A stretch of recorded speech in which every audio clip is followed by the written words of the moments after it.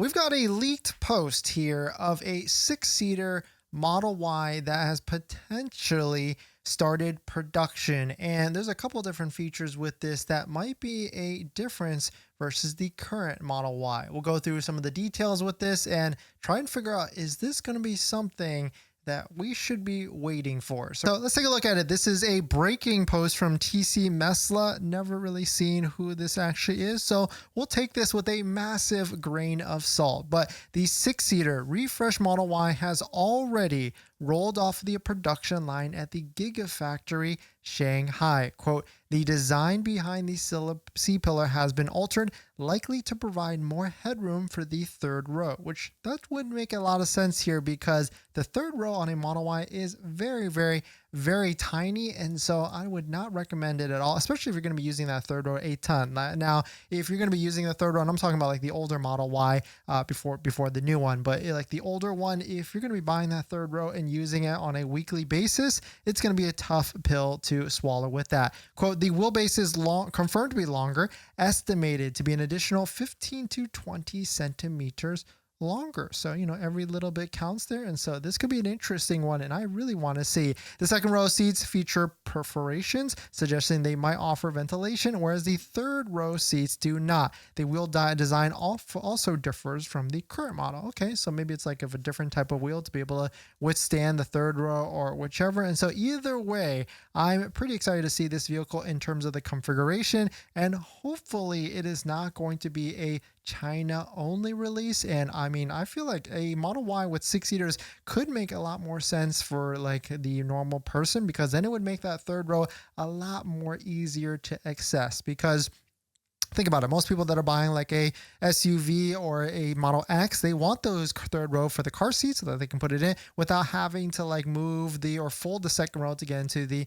third row. And so for families, it actually makes the most sense to get the captain's chairs, which I think they're trying to do that here with the Model Y. Zhongwen also posted this. I've definitely seen posts from Zhongwen in the past. The six-seater version of the Model Y has already rolled off of the production line at the Shanghai factory due to extreme confidentiality. No images have been leaked at this time. And so now the question is, when is this going to actually be coming out? Is it going to be a this quarter thing? It's pretty early on. Maybe it's going to be something that they release very stealthily before the next earnings call, which is essentially in a week from now, which could be an interesting one for sure. Very interesting to see. And I'm very curious to see what type of layout it is and what it is going to be, the look of it in terms of the functionality. And knowing Tesla, they always take cues on how to make these vehicles even better and better. So I'm pretty excited to see what it actually turns out to be. In other Tesla news, and so let us know, is this something that you're going to be interested in like a six-seater configuration?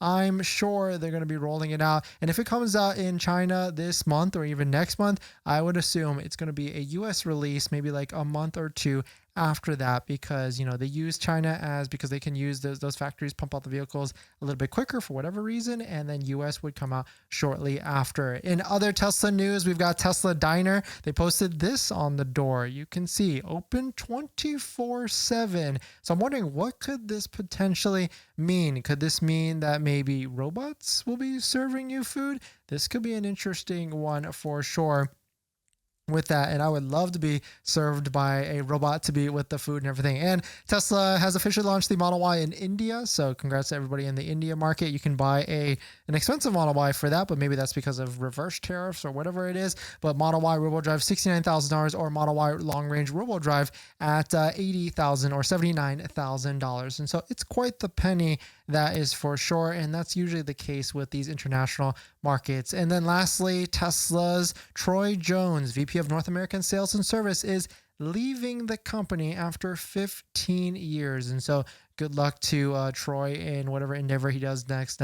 And so this is going to be an interesting shakeup because, service is pretty okay depending on location. Sales, I feel like could get a little bit better, at least on the delivery side. As you guys saw, we went through a Cybertruck delivery, and I think I've itemized what it is that it may, maybe there's just too many KPIs in which it's too focused on speed, like turn to speed or turn to push the vehicle out or whichever, or how many orders people can get. And so certainly maybe that has caused a interesting dynamic in which maybe the advisors or whoever can't necessarily spend too much time to just provide a fantastic experience. Because I really feel like, yes, right now Tesla has a fantastic product, but it's only a matter of time before the competition also reaches to that level. And so at the end of the day, if everybody has the same type of level of product, what's going to differentiate? And that's going to be experience. So that's just me on my soapbox talking at the moment. Of course, full self-driving is going to be a massive differentiator, and no other manufacturer has come close from what I've seen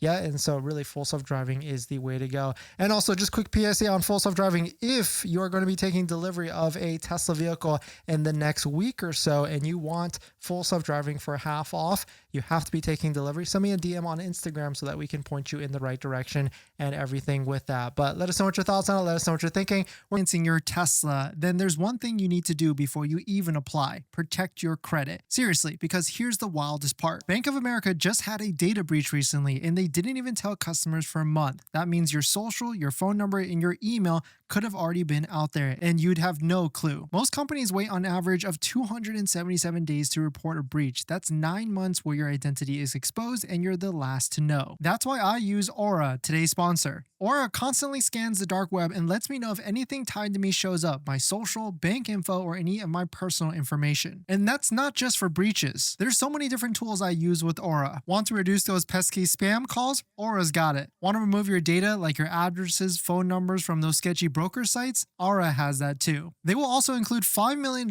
in identity theft insurance, and everything's packed into one clean app. You can try it free for 14 days at aura.com/DennisCW. I'll put that in the description as well. Don't wait until someone else tells you your data is at risk. That's like turning on Sentry mode after your car got keyed. Protect your credit before you apply. I'm doing it, and you should too.